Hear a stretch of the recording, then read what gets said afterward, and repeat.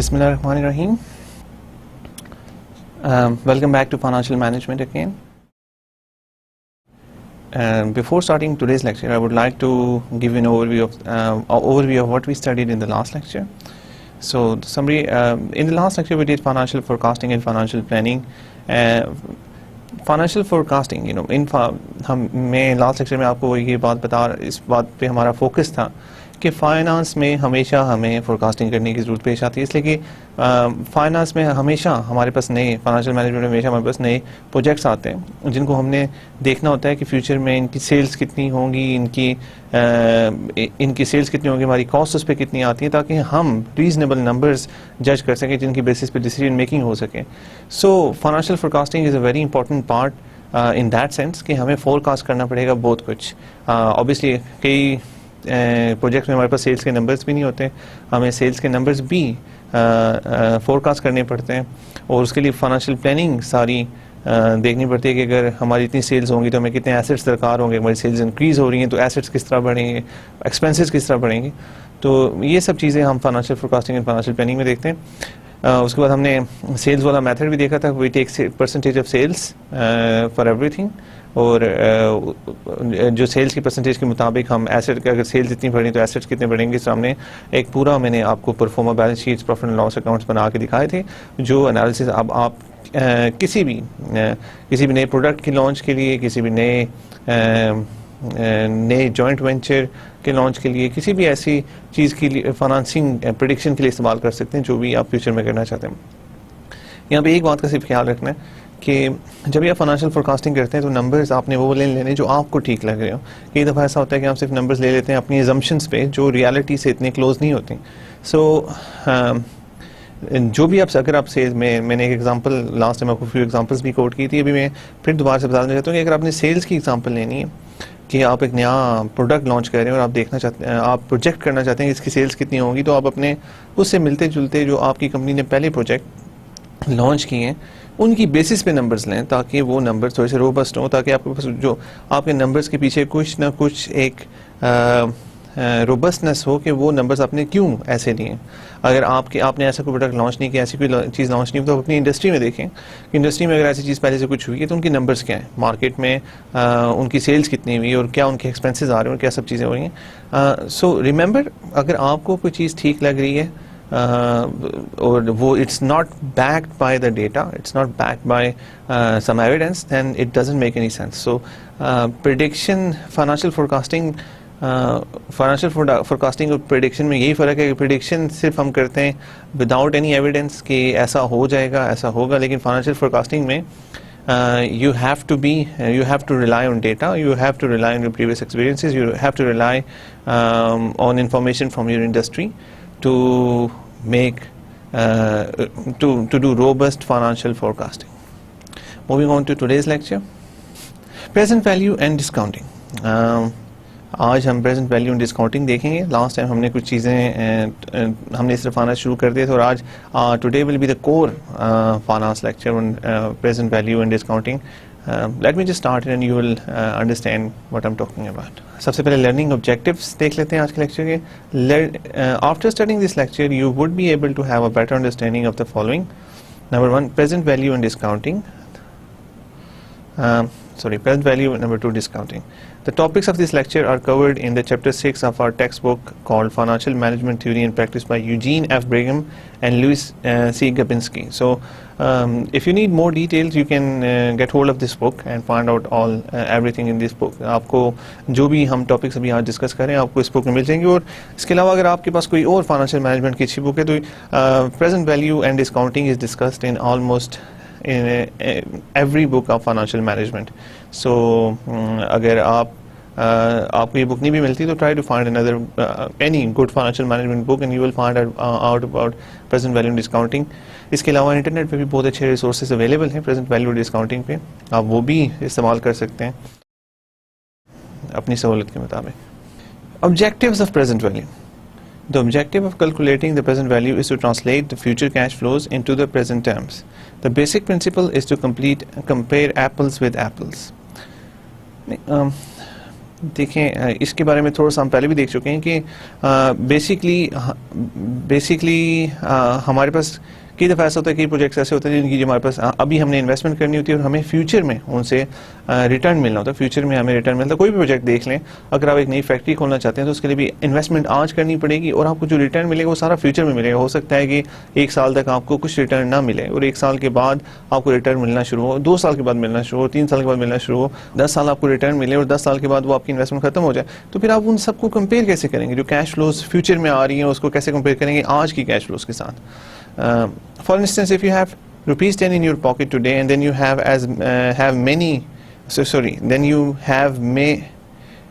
may as many rupees 10 years after, how can you compare the two? You can do it only by comparing both amounts at present time. वही बात करें कि अगर आपको 10 रुपये आज हैं और आज से 10 साल के बाद 10 रुपये, तो उन दोनों को आप कैसे कंपेयर करेंगे? The value should be different because of inflation and all. So हम इनको कैसे कंपेयर कैसे करेंगे? इसके लिए हमारे पास कोई रोबस्ट फ्रेमवर्क होना चाहिए और वो एक प्रेजेंट वैल्यू फ्रेमवर्क है जो मैं आज इंशाल्लाह आपको डिटेल में बताऊंगा। We choose the present today as the most convenient point in time where we could compare all the cash flows taking place at various points in time in future. We must compare everything at the same point in time, otherwise we would be neglecting the time value of money concept. Again, the emphasis is the same कि हमें जो कुछ भी compare करना है वो आज की टर्म्स में करना है। फ्यूचर में जो पेमेंट्स आ रही हैं, फ्यूचर में जो और इन्वेस्टमेंट्स भी हमने करनी है, उन सब को हमने आज ला के देखना है। So I think moving forward to some examples and some graphical representation will help you in understanding this. So I will move forward to the next presentation. Next slide. Discounting. Discounting is defined as bringing future cash flows to the present time. Before answering which amount is greater in the aforementioned example, we need to have some concepts of interests or the cost of money. An interest rate can also be understood as an opportunity cost. Discounting और present values में सबसे important चीज़ होती है interest rate. और interest rate का हमें कुछ idea होना चाहिए। सबसे पहले हम इंटरेस्ट रेट को डिस्कस करेंगे। वैसे इंटरेस्ट रेट होता है, interest rate is also understood as an opportunity cost. Interest rate is opportunity cost of capital, कि अगर हम आज कहीं कैपिटल इन्वेस्ट करते हैं तो फ्यूचर जो उसकी एक अपॉर्चुनिटी कॉस्ट होती है। अगर आज हम एक प्रोजेक्ट में इन्वेस्ट कर रहे हैं तो हम किसी और प्रोजेक्ट में भी इन्वेस्ट कर सकते थे जहाँ हमें कुछ रिटर्न मिलता, तो वो उसकी अपॉर्चुनिटी कॉस्ट है। So interest rate is usually opportunity cost. One of the simple ways to estimate what opportunity cost or interest rate should be for our discounting calculations, we can use interest rate given on the PLS account by the banks. For example, if money is deposited in a bank and getting 10% per annum, then it is interest or opportunity cost for you.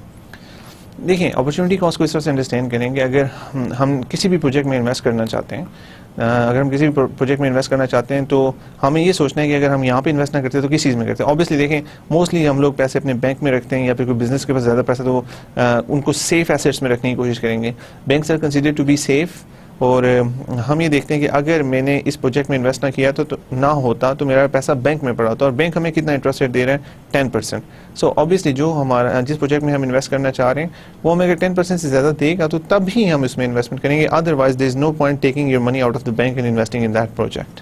This interest on PLS account becomes minimum rate of return which any investment should be able to generate. Therefore, the investment project should offer higher rate of return than the return on PLS account.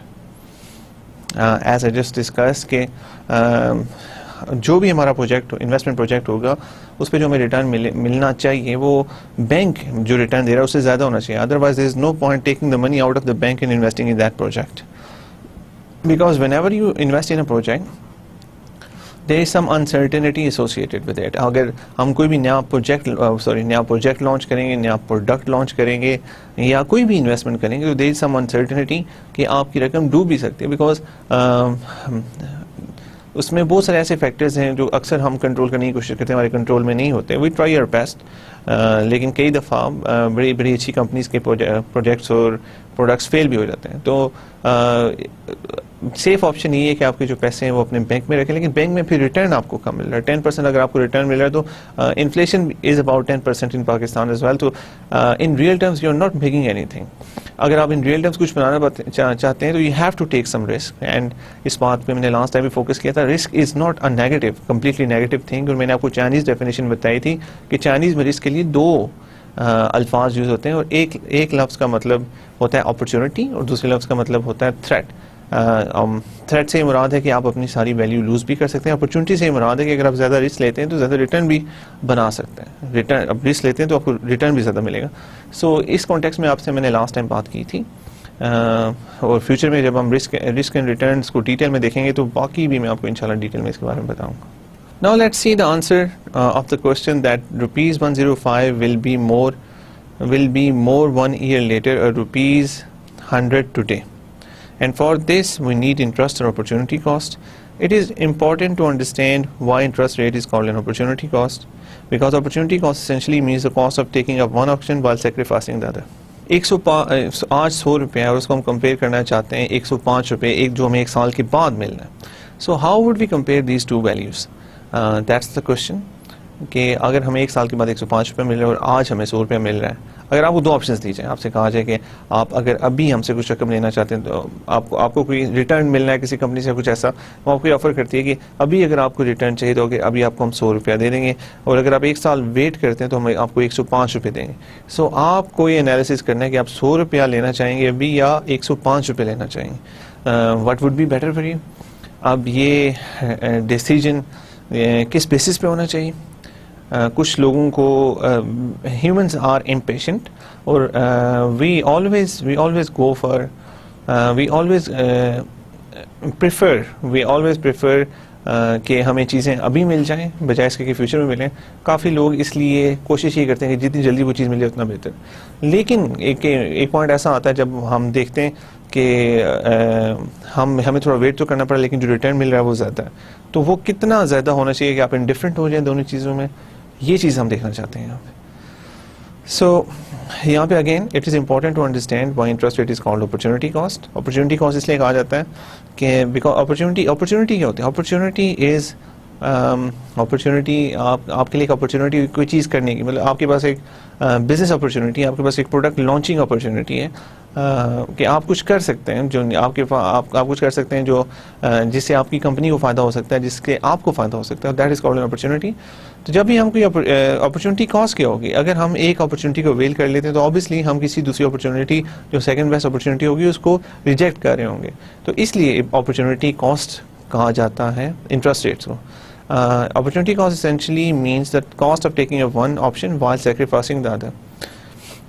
Economics जिन लोगों ने पढ़ी है उन्हें opportunity cost का काफ़ी हद तक अंदाज़ा होगा, और opportunity cost is a very important concept in economics, और फाइनेंस में भी हम उसको उसी तरह यूज़ करते हैं। मैं दोबारा से आपको बताता चलूँ कि जब हमारे पास दो option opportunity cost in context of interest rate देखते हैं तो हमारे पास दो ऑप्शन हैं। या तो हम अपने पैसे बैंक में रखते हैं, अगर हम बैंक में अपना पैसा रख देते हैं तो हमें 10% इंटरेस्ट रेट मिल रहा है, लेकिन अगर हम वो किसी और प्रोजेक्ट में लगाते हैं तो हम बैंक वाली ऑप्शन को रिजेक्ट करके किसी प्रोजेक्ट में पैसा इन्वेस्ट करेंगे जो हमें 10% से ज़्यादा इंटरेस्ट रेट ऑफर करेगा इन्वेस्टमेंट के ऊपर, और दैट वुड बी सो जो हमारी बैंक की इन्वेस्टमेंट थी वो अपॉर्चुनिटी कॉस्ट हो जाती है किसी भी और इन्वेस्टमेंट की। Discounting again, for instance, when you deposit your money in the bank and get interest, you are sacrificing by not consuming the money to buy something for yourself and not investing your money elsewhere at a higher return than the bank interest.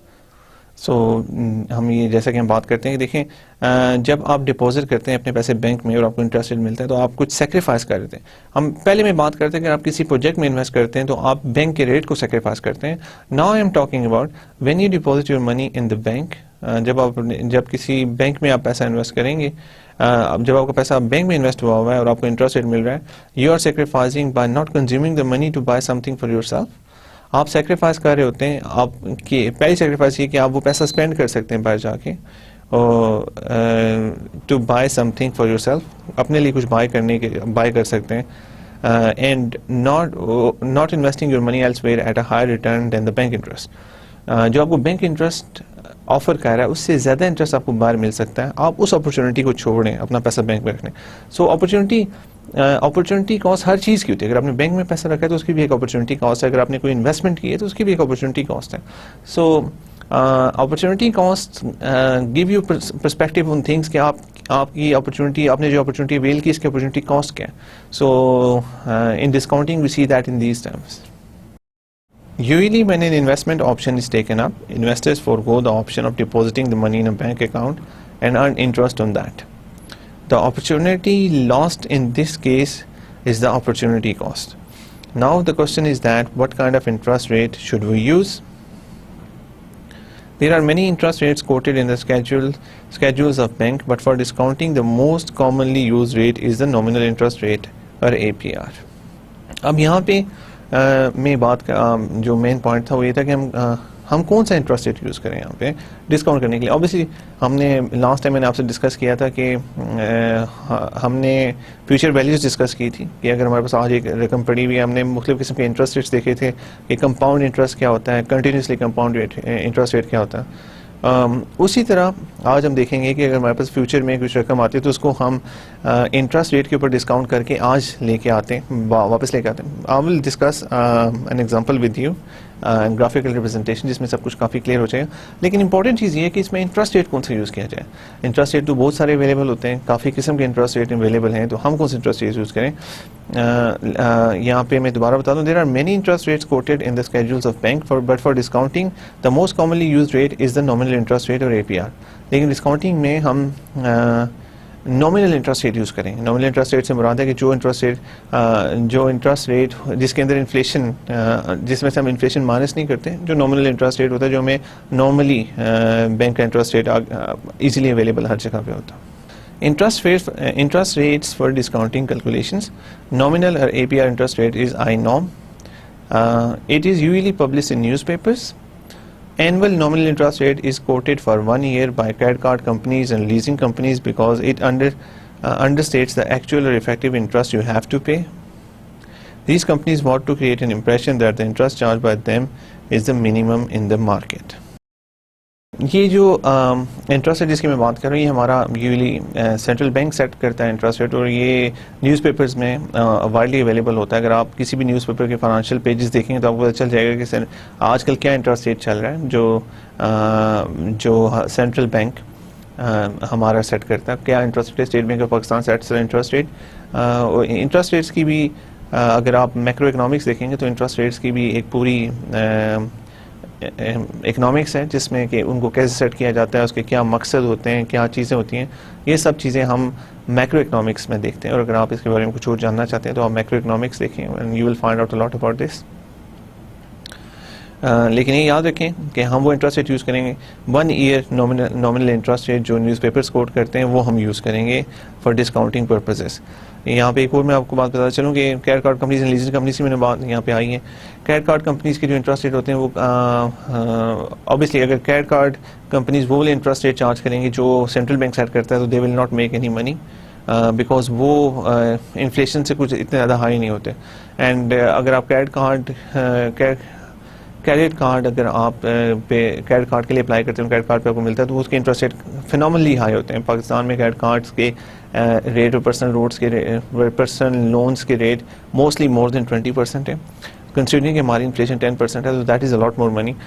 मैंने जैसे कि आपको बताया credit card company जो भी credit card issue करती है, bank issue करते हैं, तो उनका काम ही यही है कि वो डिपॉजिटर से पैसे लेते हैं और उसको आगे बोरोवर्स को देते हैं। जब तो obviously they have to make a bid ask spread, उनको जो पैसा उनके पास होता है उसके ऊपर पैसा बनाना होता है। दैट्स वाई वो कोशिश करते हैं कि उसको मैक्सिमम इंटरेस्ट रेट चार्ज करें जो आगे लोगों को पैसा दिया जाए। और कई दफ़ा क्रेडिट कार्ड कंपनीज और लोन्स वाले आपको मंथली इंटरेस्ट रेट्स बताते हैं जो आपको लो लग रहे होते हैं, लेकिन वो अगर आपको 2% मंथली इंटरेस्ट रेट बताया जा रहा है, जो लोग उस टाइम इतना अंडरस्टैंड नहीं करते कि 2% मंथली इंटरेस्ट रेट से क्या मुराद है। लेकिन अगर आप इसको कंपाउंड करेंगे, जिसका मैं तरीका आपको बताऊँगा, कुछ मैंने बताया लेकिन मैं आगे भी आपको बताऊँगा मंथली इंटरेस्ट रेट है उसको कंपाउंड कैसे करते हैं। तो ये अबाउट ईयरली 24% 24% बनता है। तो अगेन मैं शुरू में जब मैंने ये कोर्स स्टार्ट किया था तो मैंने आपको बिहेवियरल फाइनेंस के बारे में बताया था कि finance is all about people. जो भी फाइनेंशियल मैनेजमेंट में और फाइनेंस में हम बातें करते हैं, जो भी पॉलिसीज़ हम देखते हैं, वो सब लोगों के ऊपर अप्लाई होते हैं। और अगर जो लोग आप जैसे और मेरे जैसे, लोगों की एक साइकोलॉजी है, लोगों की एक अंडरस्टैंडिंग होती है, तो जब तक हम लोगों को समझ के उन पर वो चीज़ें अप्लाई नहीं करते तो वो उस तरह से हमें रिजल्ट्स नहीं मिलेंगे जो हमें दरकार होंगे।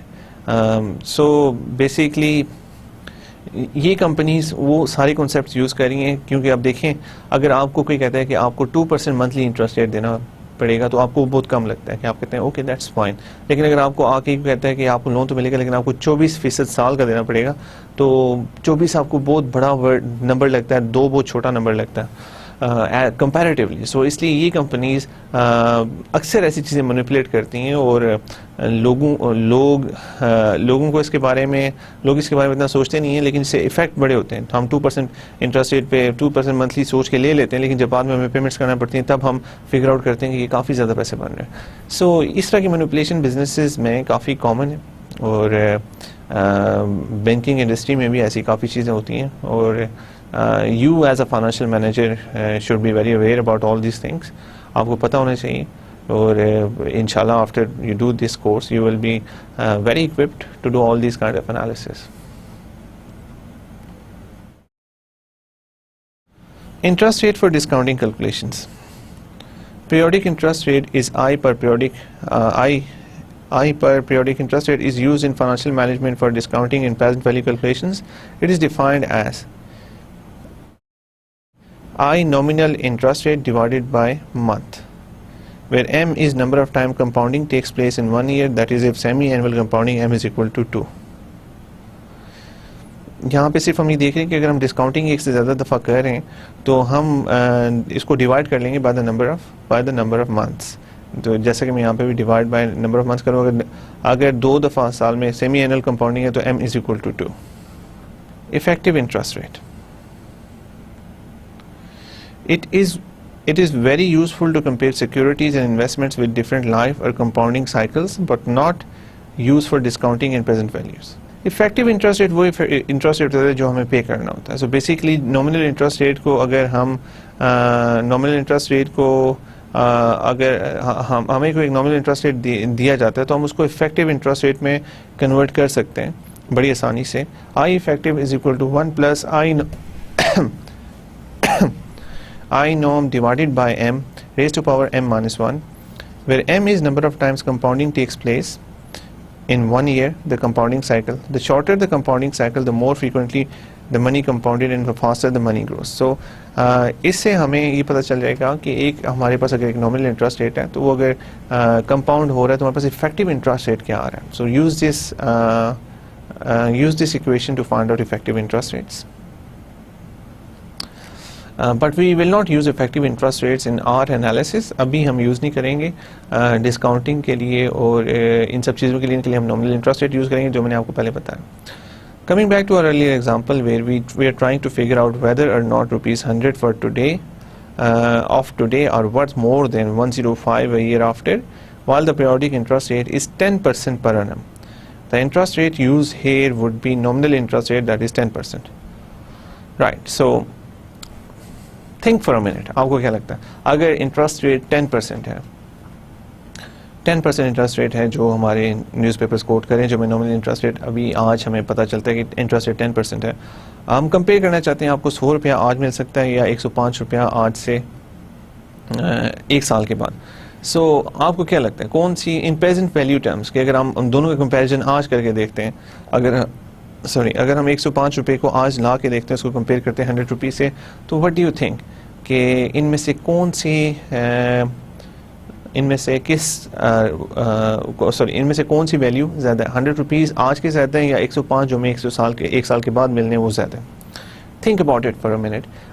मैं चाहता हूँ कि आप इसके बारे में थोड़ा सा सोचें ताकि जब आपको पता चले आंसर तो आप देख सकें कि आप वाकई सही तरीके से सोच रहे हैं कि नहीं सोच रहे। So take 1-2 minutes and think about it. उसके बाद मैं आगे मूव होता हूँ। अगर if you want to do any calculations on your notebook, you are most welcome to do that. So what you have figured out, 105 या 105 एक साल के बाद या 100 rupees today based on interest rate of 10%. Let's see the results. When we are going to solve for present value, we are discounting from the future to the present. जब हम present value find करते हैं तो हम discount करते हैं future से present पे. Present value is equal to future value divided by 1 plus I raised to power n. जो मैंने cap use किया यहाँ पे ये कीबोर्ड का शॉर्टकट है, ये रेज़ टू पावर किसी चीज़ की पावर के लिए मोस्टली यूज़ होता है. सो देखिए फ्यूचर वैल्यूज़ हमने पहले निकालने का मैंने आपको तरीका बताया था. फ्यूचर वैल्यूज़ में हम सिंपल इंटरेस्ट रेट अगर है तो उस फ्यूचर हम प्रेजेंट वैल्यू के साथ मल्टीप्लाई करते हैं. लेकिन जब हम प्रेजेंट वैल्यू निकालना चाह रहे हैं किसी चीज़ की तो हम फ्यूचर वैल्यू लेते हैं, उसको हम वन डिवाइड करते हैं 1 plus I raised to power n के साथ. Very simple. Where I is the interest rate, n is the number of years if we plug in the values. अगर हम अपनी वैल्यूज डालते हैं तो 105 रुपये हमारे पास हैं जो एक साल के बाद हमें मिलने हैं. 10% इंटरेस्ट रेट चल रहा है और देखें हम क्या करें 1 plus 0.10 10% था. Percent means 100. 10 divided by 100 is equal to 0.10. अब इसकी पावर हम 1 करें इसलिए हमें पैसे एक साल के बाद मिल रहे हैं. अगर 2 के बाद मिलने होते तो हम इसको 2 करते हैं, अगर 3 के बाद मिलने तो हम इसको 3 कर देते हैं. तो हमारे पास क्या आ रहे हैं ₹95.45. 95.45. इसका मतलब है कि जो हमें एक साल के बाद 105 रुपये मिल रहे हैं उसकी वैल्यूएशन आज के 100 रुपये से कम है. बिकॉज इंटरेस्ट रेट अगर 10% है तो जो 105 रुपये में एक साल के बाद मिलने हैं वो आज के 95.45 रुपयों के बराबर होंगे.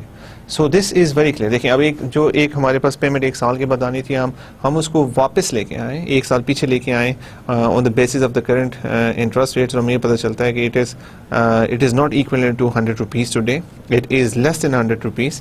95.45. So what do you think in this case? अगर वो कौन सी हमने अगर इंडिफरेंट करना हो कि आज हमें 100 रुपया मिल रहा है और एक साल के बाद हमें कितने रुपए मिले तो हम इंडिफरेंट होंगे कि फिर हमें या आज 100 मिल जाए या कोई रकम हमें एक साल के बाद मिले, उन दोनों की सेम वैल्यू हो. वो वैल्यू क्या होगी? वो वैल्यू जो 105 तो नहीं है ऑब्वियसली, इससे ज़्यादा ही होगी, लेकिन कितनी ज़्यादा होगी? Think about it. अगर इस बारे में सोचें कि अगर हमें 2 पेमेंट्स मिलें, आज हमें 100 रुपये मिल सकते हैं या एक साल के बाद हमें कितने रुपए मिलें तो हमारे लिए दोनों की वैल्यू सेम होगी, सेम वैल्यू. इस केस में हमने देखा था कि 105 रुपये हैं तो उसको हम डिस्काउंट करके पीछे लेके आते तो वो 95.45 रुपीज़ बन रहे हैं, इसलिए वैल्यू सेम नहीं. हमें अगर सेम वैल्यू हम ये देखना चाह रहे हैं कि अगर हमारे पास एक पेमेंट आ जाती है 100 रुपये के इक्वल है तो अगर हमें एक साल के बाद कितने रुपए मिलें ताकि हम इंडिफरेंट हों दोनों पेमेंट्स में. Think about it. Interest rate is 10%. Have you got an answer yet? All right, I'll tell you the solution. इसमें देखिए इंटरेस्ट रेट इज 10%. सो इसका मतलब है कि अगर हमें एक साल के बाद 110 रुपये मिले, 110 रुपये मिले, उसको आप डिवाइड करके देख लें, divided by 1.1 raise to power 1, तो हमारे पास एग्जैक्टली 100 रुपीज़ आए. सो एक साल के बाद हमें 110 रुपये मिले या फिर आज हमें 100 रुपये मिले तो ये दोनों वैल्यूज़ बराबर है. Again, now we can see that if we discount ₹105 from future to the present, that is only worth of ₹95.45, which is less than 100 rupees. The amount offered in future is seemingly more, but when we convert it to present value, the worth it has today, it come out to be less than 100 rupees, as I've just discussed. Thus, it is clear that ₹100 today is worth more to ₹105 1 year later. This conclusion is drawn on the assumption that interest rate is 10%, but if we change the interest rate, the answer might be different, right? So इसमें जो एक दूसरी चीज़ आ जाती है कि interest rate 10% था, but what if the interest rate is 5%? अगर interest rate 5% होता तो क्या होता? या आप अगर आप इंटरेस्ट रेट 5% पे रिजल्ट देखना चाहते हैं तो all you have to do is to change the I in this equation from 0.10 to 0.05, और अगर हम 0.05 कर लेंगे तो हमें एग्जैक्टली पता चलेगा कि 105 divided by 1.05 raise to power 1 is equal to 100. ये एग्जैक्टली 100 रुपीज़ के किलो होगा. सो अगर इंटरेस्ट रेट 5% है तो हमें जो रिजल्ट मिल रहा है that will be exactly equal to 100. So फिर दोनों की वैल्यू सेम. अगर इंटरेस्ट रेट 3% है इकॉनमी में, तो फिर जो हमारे 105 रुपीज़ हमें एक साल के बाद मिलने उसकी वैल्यू 100 रुपीज़ से ज़्यादा होगी, आज के 100 रुपीज़ से ज़्यादा होगी. सो इंटरेस्ट रेट से ये चेंजिंग आती है, लेकिन interest rate is not in our control. हमें वो इंटरेस्ट रेट लेना पड़ता है जो गवर्नमेंट ने सेट, जो एक हमारे सेंट्रल बैंक ने इकॉनमी में सेट किया हुआ है, the nominal interest rate. So we cannot manipulate the interest rate. हमें वो इंटरेस्ट रेट जो गिवन होगा वो लेना पड़ेगा, और पाकिस्तान में 10% इंटरेस्ट रेट है, तो that we have to use that. But I am just telling you कि इंटरेस्ट रेट डिफरेंसेस से काफ़ी फ़र्क पड़ता है, और मुख्तलिफ मुल्कों में मुख्तलिफ इंटरेस्ट रेट्स होते हैं. मुख्तलिफ मुल्कों में मुख्तलिफ इंटरेस्ट रेट होते हैं. अगर हम अमेरिका की बात करते हैं तो वहाँ पे short term 1 year interest rate अभी बहुत लो है, अबाउट 1%, काफ़ी ज़्यादा लो है. एंड उसके पीछे एक बहुत बड़ा रीज़न है, बिकॉज एक रिसेंटली 2007-2008, इतना रिसेंट भी नहीं है, we had a huge financial crisis in US, और उसके बाद यूएस इकॉनमी काफ़ी वीक थी. और जब इकॉनमी वीक होती है तो सेंट्रल बैंक इंटरेस्ट रेट्स लो करते हैं ताकि इकॉनमी को स्टिमुलेट कर सकें. और अभी तक उन्होंने काफ़ी इंटरेस्ट रेट्स लो रखे हुए हैं और उसको इंक्रीज़ नहीं करे, बिकॉज अभी तक इकॉनमी वीक है. सो यूएस के अंदर इंटरेस्ट रेट बहुत डिफरेंट है. लेकिन अब अगर इंटरेस्ट रेट यूएस में बड़ा डिफरेंट है as compare to interest rate of Pakistan में इंटरेस्ट रेट 10% है, वहाँ पे 1% है, तो it make sense to take कि हम यूएस में उधार लेके पाकिस्तान में लोगों को दें on interest rates and make money. लेकिन ऐसा पॉसिबल नहीं है, because inflation rates are different. अगर interest rates mostly depend, inflation Pakistan में जो है वो it is different from inflation in America, और इसलिए हम ऐसा नहीं कर सकते कि वहाँ से हम वहाँ से जो हम चीज़ें जो हमें मिलेंगी जब हम नॉमिनल वैल्यूज़ में लेके आएंगे तो that turns out to be the same. और अगर ऐसे छोटे मोटे डिफरेंसेस होते भी हैं तो आर्बिट्राज का कॉन्सेप्ट आपने अभी नहीं पढ़ा. आर्बिट्राज का कॉन्सेप्ट जब फ्यूचर में आप पढ़ेंगे तो आपको पता चलेगा कि ऐसे अगर छोटे मोटे डिफरेंस हैं तो बहुत जल्दी वो डिफरेंसेस खत्म हो जाते हैं, बिकॉज जैसे ही लोगों को पता चलता है कि देयर इज एन अपॉर्चुनिटी, तो बहुत सारे लोग आके इन्वेस्टमेंट्स कर देते हैं, बहुत सारी वो चीज़ें कर देते हैं, जो अल्टीमेटली प्रॉफिट होते हैं वो स्क्वीज डाउन हो जाते हैं. सो ऐसी जो छोटी मोटी चीज़ें होती हैं वो आर्बिट्राज बहुत जल्दी ख़त्म हो जाता है. सो अभी it is a bit complex to explain all of that to you. So हम आर्बिट्राज के कॉन्सेप्ट में जब फ्यूचर में आएंगे तो मैं आपको ये सब डिटेल समझाऊँ.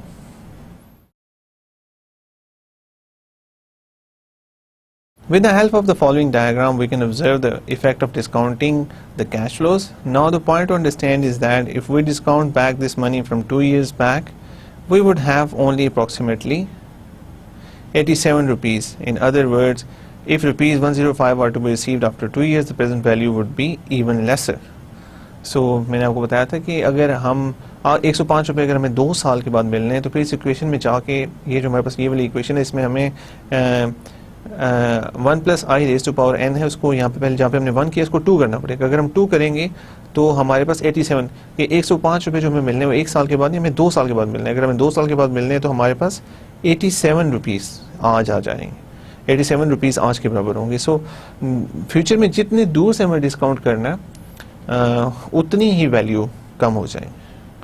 If you discount rupees 105 2 years from now, you will have lesser amount than you have 1 year from today. It is clear from the slide that as more future cash flows occur distant in the time, the more its present value decreases. Right. So this is a graphical representation of that. Time and arrow diagram, 1 year discounting for future value. Time and arrow diagrams are important in visualizing the concept of discounting. तो इसमें हम देख रहे हैं, अगर आप देखें तो हमारे पास यहाँ पे दो जो एक्स एक्सिस पे टाइम आ रहा है और दूसरी साइड पे हमने एक ही एक्सिस मोस्टली यहाँ पे यूज़ की भी है. देखें हम ये देख रहे हैं जो एरोज ऊपर की तरफ पॉइंट कर रहे हैं, इससे मुराद है कि कौन सी पेमेंट हमें कम मिल रही है. देखें पॉजिटिव एरो जब ऊपर की तरफ जा रहे से मतलब है कि कोई पॉजिटिव पेमेंट है. तो देखिए हम ये देख रहे हैं कि अगर इंटरेस्ट रेट इज़ 10%, अगर इंटरेस्ट रेट 10% है तो 1 साल के बाद हमें 105 रुपये मिलने हैं, तो हम उसको वापस लेके आते हैं आज, तो उसकी क्या वैल्यू होगी. अगर 10% इंटरेस्ट रेट है तो जैसा कि मैंने आपको निकाल के ये वैल्यूएशन दिखाई थी, प्रेजेंट वैल्यूज़ की इक्वल होती है ₹95.45 के equal. So this is just the same thing but a graphical representation. कई दफ़ा कुछ चीज़ें हमें मैथमेटिकली इतनी अच्छी तरह अंडरस्टैंड नहीं हो रही होती, लेकिन जब हम ग्राफिकली उनको देखते हैं तो हम काफ़ी अच्छे तरीके से उसको अंडरस्टैंड कर चलते हैं. तो this is a graphical representation of this. Right. So इसमें हम दो चीज़ें देखें, लास्ट डायग्राम में हम 1 साल के बाद हमें पेमेंट 105 की मिलती है और उसको हम वापस लेके आते हैं आज, उसकी प्रेजेंट वैल्यू देखते हैं आज की टर्म्स में।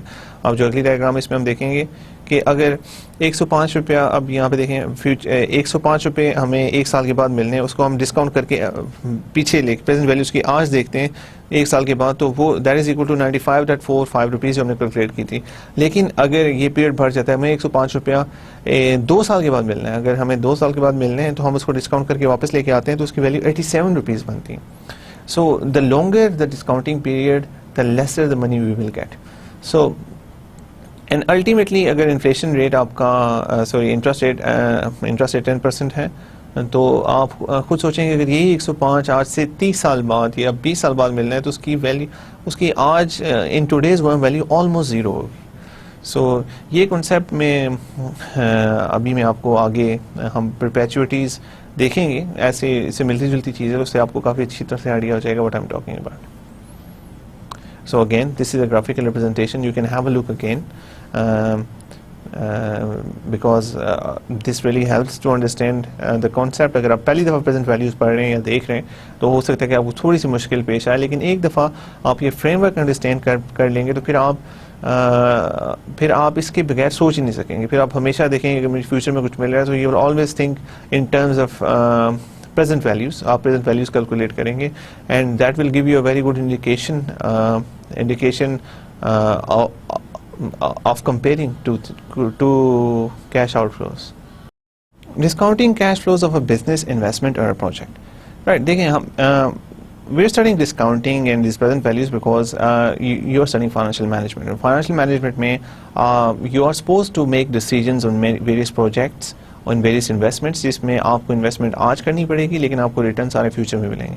तो अगर आपको फ्यूचर में रिटर्न मिल रहे हैं तो आप you have to have a framework which helps you into converting future cash flows into current cash flows, जिसमें आप फ्यूचर कैश फ्लोज को करंट कैश फ्लोज में कन्वर्ट कर सकें और देखें और एक एनालिसिस कर सकें जिसकी बेसिस पर डिसीजन मेकिंग हो।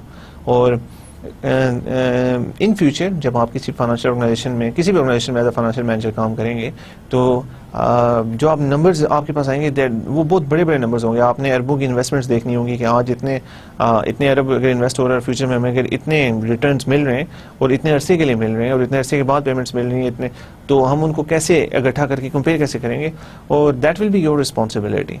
इसलिए and that is why discounting cash flows is one of the most important concepts in finance. Let's talk about discounting cash flows of the business as to how we would estimate the cash flow business can generate. How can we calculate the market value, interesting value of business or working asset? There are 2 steps involved. Forecast future cash flows of any business, investment or project by using percent of sales method. जैसे कि हमने last lecture में percent of sales method करके भी देखा था कि हम देखते हैं कि अगर सेल्स इतनी इंक्रीज हो रही है तो हमें इतने एसेट्स चाहिए होंगे, ये सब चीज़ें चाहिए होंगी, हमारे करंट लाइबिलिटीज़ कितनी बढ़ रही हैं, हमारी जो एक्सपेंसेस हैं वो कितने आ रहे हैं, तो हम कॉस्ट ऑफ सेल्स मेथड। लेकिन मैंने आपको पहले भी बताया कि अगर आपने उससे मिसाल कोई प्रोजेक्ट किया तो उससे आपको उससे वो वाले नंबर्स आप एज अ फोरकास्ट यूज़ कर सकते हैं कि अगर हमने पहले ऐसा कोई प्रोजेक्ट किया हुआ हम दोबारा, जैसे कि देखिए अगर हम बात करते हैं कि कोई भी कंपनी है उसने पहले एक प्रोजेक्ट को लगाया, let me give an example कि अगर लक्स कंपनी एक सोप फैक्ट्री, पहले उनकी एक फैक्ट्री लाहौर में मौजूद है और वो एक फैक्ट्री फैसलाबाद में लगाना चाहते हैं, तो अगर वो फैक्ट्री फैसलाबाद में लगाना चाहते हैं तो लाहौर में उनकी फैक्ट्री है और कहीं और पाकिस्तान में किसी और बड़े शहर में, लाहौर में एक फैक्ट्री है, कराची में एक फैक्ट्री है, तो जो फैसलाबाद में फैक्ट्री लगाएंगे तो उसके लिए सेल्स के नंबर्स चाहिए, उसके कॉस्ट ऑफ गुड्स के सब नंबर्स चाहिए, तो वो उनकी जो लाहौर और वहाँ के नंबर्स हैं उन नंबर्स को एज एन एस्टिमेट लेके, उनकी एवरेज लेके उसको एज एन एस्टिमेट यहाँ पे यूज़ कर सकते हैं। हमें कुछ और डायनामिक्स भी देखने पड़ते हैं कि मार्केट कितनी बड़ी है कितनी छोटी है वो सब चीज़ें, लेकिन हमें कुछ ना कुछ आइडिया मिल जाता है वहाँ से। So percentage of sales method जो मैंने आपको बताया वो यूज़ कर सकते हैं। Discount the net cash flows back to the present time. Last time हमने परसेंटेज ऑफ सेल्स मेथड देखा लेकिन हम डिस्काउंट नहीं कर रहे थे वैल्यूज़, अब हम डिस्काउंट करके देखेंगे। The 2 step process help here can be elaborated by the following hypothetical example. अब हम एग्जांपल देख लेते हैं, cafe case study. Suppose you are thinking about starting a small cafe or canteen inside a university campus. You make a simple feasibility report showing the estimated initial investment and the forecasted cash flows for the first year based on expected cash receipts from sales and cash payments for expenses. आप एक छोटी सी canteen अगर university में खोलना चाहते हैं तो you make a simple feasibility report showing the estimated initial investment and the forecasted cash flows for the first year based on expected cash receipts from the sales and cash payments for expenses. अब की financial data आपके पास क्या है? Initial investment is ₹100,000. Forecasted cash receipts end year 1 is equal to ₹200,000. Forecasted cash payments end year 1 is equal to 50,000. Forecasted future investment end year 1 is equal to 30,000. Periodic interest rate opportunity cost is equal to 10% per annum. First step is to represent the phenomenon through a diagram in the form of cash outflows. So देखें initial investment हमारी क्या हो रही है. अब think about it. देखें आपने future में जो भी प्रोजेक्ट्स देखने होंगे किसी भी कंपनी के लिए, किसी भी ऑर्गेनाइजेशन के लिए, तो वो इससे बहुत मिलते जुलते होंगे. सो पहली चीज़, इनिशियल इन्वेस्टमेंट जो हमारी जा रही है इट इज़ इक्वल टू ₹100,000. ₹100,000 की इनिशियल इन्वेस्टमेंट होगी. उसके बाद so that is a minus cash outflow जो आज जा रही है. और आप देखें और जो बाकी जितनी भी कैश फ्लोज हैं फ्यूचर में मिलेंगे. एक एंड ऑफ ईयर 1 मतलब 1 साल के बाद, दूसरी जो है वो भी एंड ऑफ ईयर 1 1 साल के बाद, तीसरी भी 1 साल के बाद है, और इंटरेस्ट रेट हमारा 10% है. सो जैसे आपने ₹105 को ₹100 से कंपेयर किया था, वैसे ही आपने इन फ्यूचर कैश आउटफ्लोज और इनफ्लोज को आपने इस 100,000 से कंपेयर करना है और बताना है कि is this project worth doing और नॉट. And that's the beauty of discounting cash flows कि हम डिस्काउंटिंग कैश फ्लोज मैकेनिज्म को यूज़ करके बड़ी आसानी से ये एनालिसिस कर सकते हैं. Right, so this is a graphical representation of that, discounting cash flows of a business, investment or a project. Cash flow diagram हम देखते हैं कैफे एग्जांपल में. तो अब इसमें दो, सबसे पहले अगर आप देखते हैं, चलिए मैं आपको पहले फ्रेमवर्क पहले बता दूं. Use downward pointing arrows to show cash outflows. मैंने आपको बताया था कि अगर एरो को जो नीचे की तरफ करता है तो वो कैश आउटफ्लो आपको बता रहा है, और अगर कोई एरो ऊपर की तरफ पॉइंट आउट करे तो आपको कैश इनफ्लो बता रहा है. Initial investment is a minus investment. जो भी नीचे की तरफ एरो पॉइंट कर रहा है तो वो आपको एक नेगेटिव कैश फ्लो के बारे में बता रहा है, और जो एरो ऊपर की तरफ पॉइंट कर रहा है आपको एक पॉजिटिव कैश फ्लो का बता रहा है. सो सबसे राइट, सो ये तो बता चुका था कि सबसे पहले ईयर 0 अगर आप देखते हैं तो वहाँ पे initial investment is equal to ₹100,000. ये कैश आउटफ्लो है इसलिए वो नीचे की तरफ एरो शो कर रहा है. इंटरेस्ट रेट आपने देखा है 10% है. रिसीट्स हमें जो मिलनी है, तो रिसीट्स हमें जो मिलनी है वो है 200,000. 1 साल के बाद तो क्या है वो हमारा ऊपर की तरफ एरो पॉइंट आउट कर रहा है. और पेमेंट हमने पेमेंट्स जो करनी है 50,000. पेमेंट्स क्या करनी है मैं एक दफ़ा फिर आपको बता देता हूँ. 50,000 अगर आप देखें ये 1 साल के बाद जो मैंने पेमेंट करनी है 50,000 है, तो वो यहाँ पे एरो जो डाउनवर्ड पॉइंटिंग एरो है 50,000.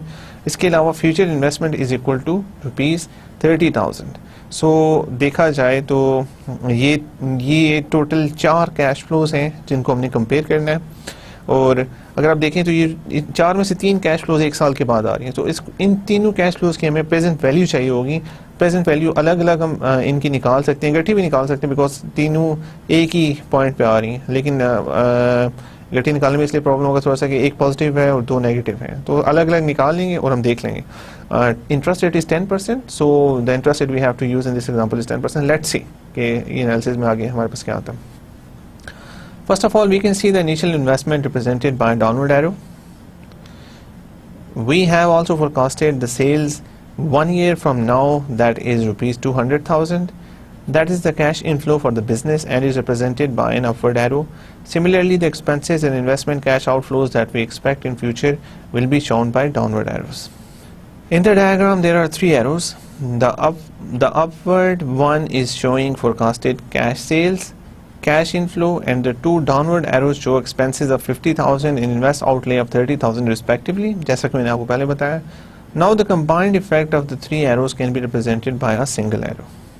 We can see that the cash inflow of ₹200,000 is having a positive sign, and expenses of 50,000 investment outlay of 30,000 have a negative sign. And finally, by deducting the negative sign figures from the positive ones, we can arrive at the net effect of cash inflows and outflows, which is given as under. देखिए, सो जो एक साल के बाद हमारे पास net cash flow आ रही है वो क्या है? 200,000 रुपीज़ हमारी की सेल्स हो रही हैं, जिसमें से हम माइनस करेंगे 50,000 जो एक्सपेंसेस आ रहे हैं, obviously cost of goods sold वो सब चीज़ें जिसके अंदर सारे खर्चे आ जाते हैं, एंड माइनस 30,000 जो हमें एसेट्स में फर्दर इन्वेस्ट करना है 30,000. सो हमारी जो नेट कैश फ्लो आ रही है इट इज़ 120,000. सो या तो हम इन तीनों को अलग अलग डिस्काउंट करें या हम 120,000 को अकेला डिस्काउंट करके देख लें कि is it investment worth it और नॉट. So before continuing I would like to ask you, what do you think? Is this investment worth it or not? Do some analysis and find out. I'll give you a minute or two to do that. So effectively, it's we are investing 100,000 rupees today, and after 1 year, we are getting effectively 1,20,000. जो इसमें से हमने expenses निकाल के एक number लाया.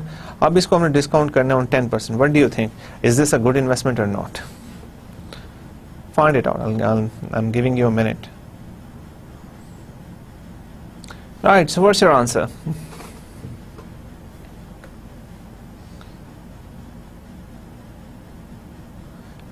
Moving forward, let's see.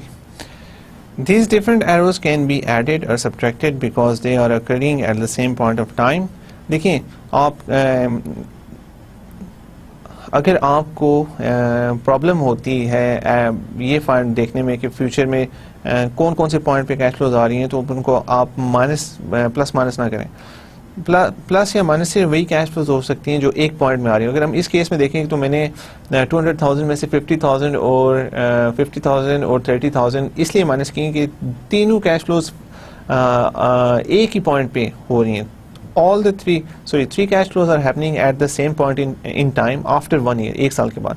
लेकिन अगर एक इसमें से कैश फ्लो अगर जो हमें मिल रही होती है 200,000 की पॉजिटिव कैश फ्लो वो ईयर 1 पे मिल रही होती है, और second cash flow cash outflow जो हो रहा है 50,000 जो निकल रहा है वो तीसरे साल में जाके निकल रहा हो, दूसरे में निकल रहा होता, और तीसरे साल में जाके हमारी 30,000 का एक्सपेंस हो रहा होता, तो फिर मैं उनको ऐड या माइनस नहीं कर सकता था.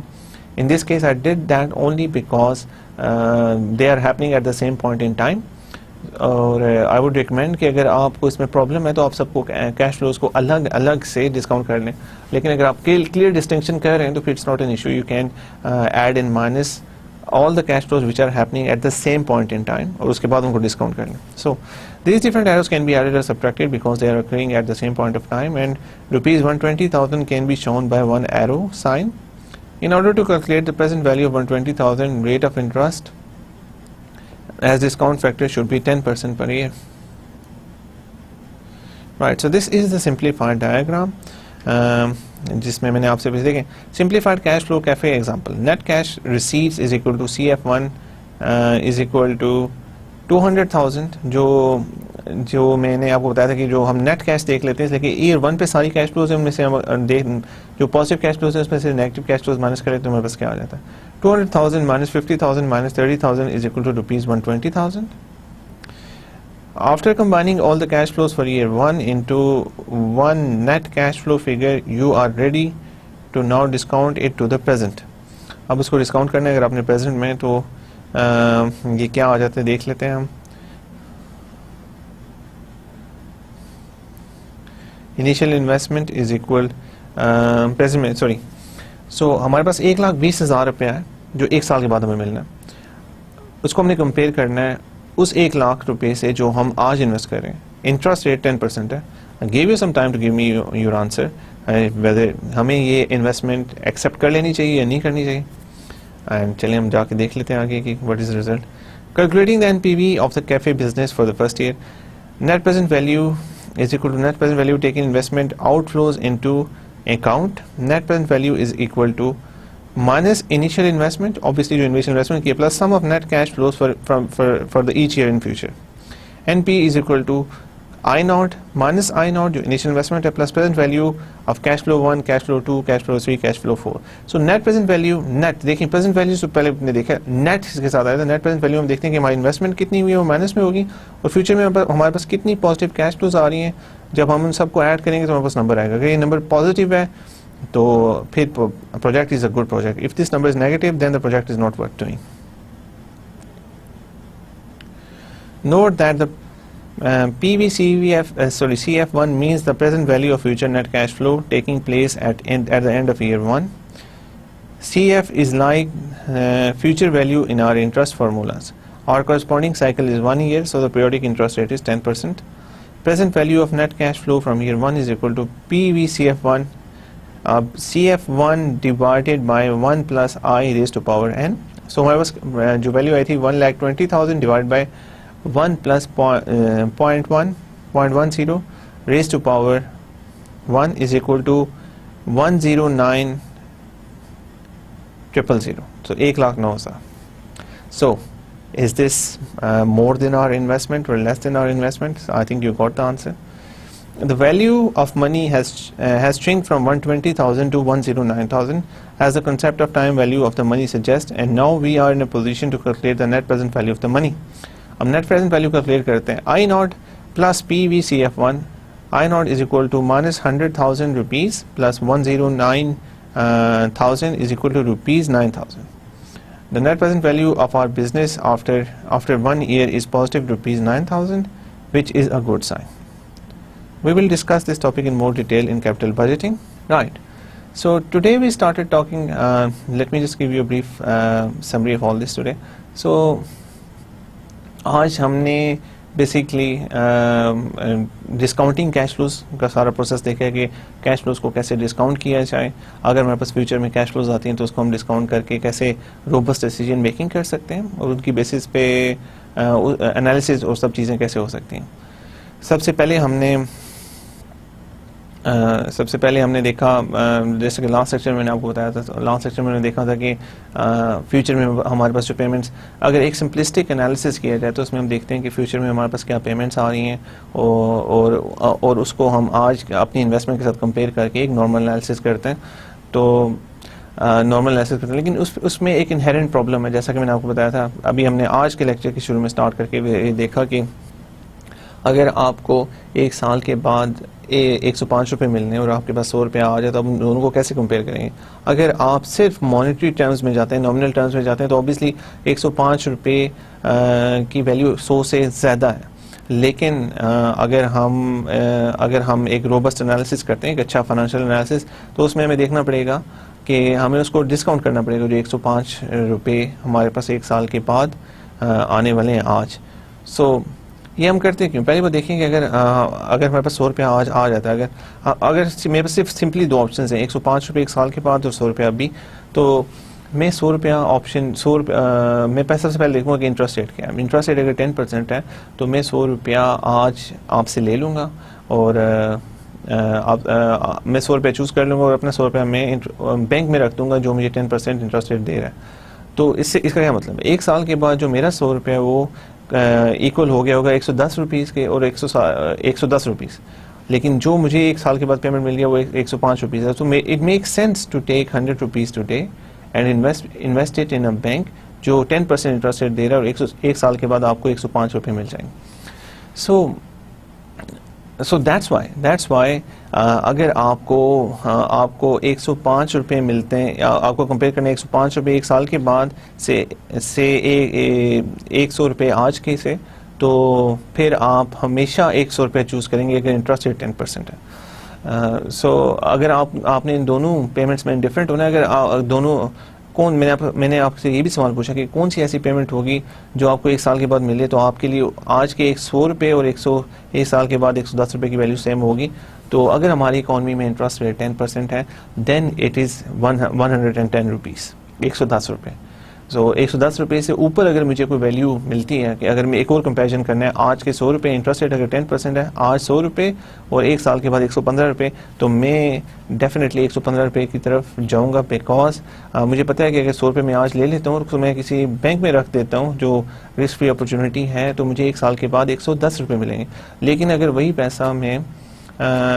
पैसा अगर मैं किसी या तो बैंक में रखता हूँ, मुझे 110 रुपये मिलेंगे, लेकिन अगर मैं 115 रुपये लेता हूँ तो उसमें मुझे फ़ायदा, बिकॉज मेरे पास कोई ऐसी अपॉर्चुनिटी नहीं है जिसमें इन्वेस्ट करके मैं 115 रुपये बना सकता हूँ.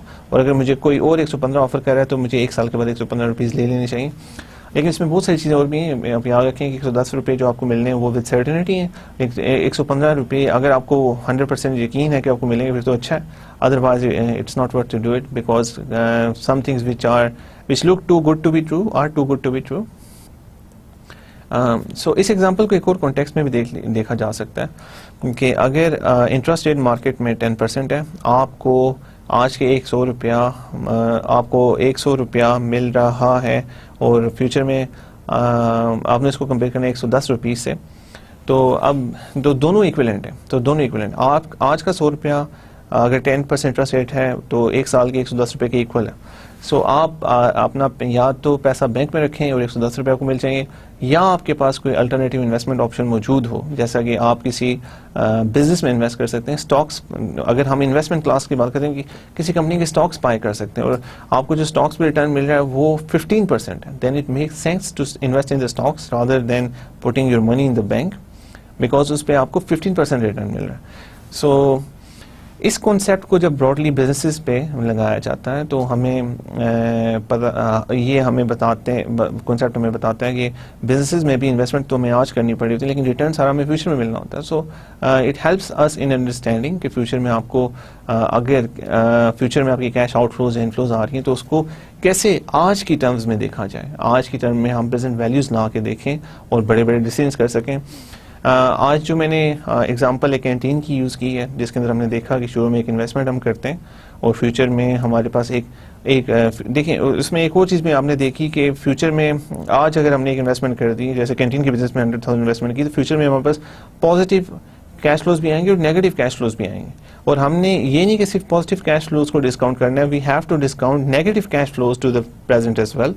नेगेटिव को भी हम प्रेजेंट में करेंगे और तब जाके हमें पता चलेगा कि असल में हमारे पास क्या आ रहा है। सो हमने जो कैंटीन बिजनेस में देखा तो उसमें हमारे पास हमने 100,000 1 लाख रुपए इन्वेस्ट किया और फ्यूचर में 1 साल के बाद 2 लाख रुपए की हमारे पास सेल्स हुई, 50,000 के हमारे खर्चे हुए जो सारे बिजनेस के कॉस्ट ऑफ गुड्स और सब कुछ आता है, और 30,000 हमें फर्दर एसेट्स में इन्वेस्ट करना पड़ा। सो टोटल जो 1 साल के बाद हमारी कैश आउटफ्लोज थी 200,000, कैश इनफ्लो है और कैश आउटफ्लो 50,000 एक्सपेंसेस एंड 30,000 हमारे इन्वेस्टमेंट ऑन एसेट्स आ गए। तो अब जब net cash flow at year 2 sorry at the end of year 1 is equal to 1,20,000। अब 1,20,000 को हमने जो हमारी इन्वेस्टमेंट है उससे कंपेयर करना है नेट प्रेजेंट वैल्यू, जो अभी लास्ट में देखा नेट प्रेजेंट वैल्यू, तो 1 लाख को जब हम प्रेजेंट वैल्यू से कंपेयर करते हैं तो हमारे पास पॉजिटिव 9,000 आते हैं। तो that 9,000 means that you should invest in this project, because अगर आप इन्वेस्ट नहीं करते तो दूसरा अल्टरनेटिव क्या है, उस पैसे को बैंक में रखें। बैंक में अगर रखें तो हमें 10% मिलेगा, लेकिन यहाँ पे अगर हम इन्वेस्ट करेंगे तो we are getting more than 10%। 10% के ऊपर हमें 9,000 इसके अलावा एक्स्ट्रा मिल रहा है। So it makes sense to do that. अगर हम किसी भी ऐसे प्रोजेक्ट में इन्वेस्ट करेंगे जिसकी नेट प्रेजेंट पॉजिटिव हो तो जो हमारे शेयर होल्डर की वैल्यू है वो मैक्सिमाइज होगी, हमारी शेयर प्राइस इंक्रीज होगी और जिसकी वजह से ओवरऑल हमारी पूरी कंपनी को फायदा होगा। And that's the purpose of financial management, to maximise shareholders value. That's it for today. I'll see you in the next lecture. Thank you very much for your time. See you soon. Allah Hafiz.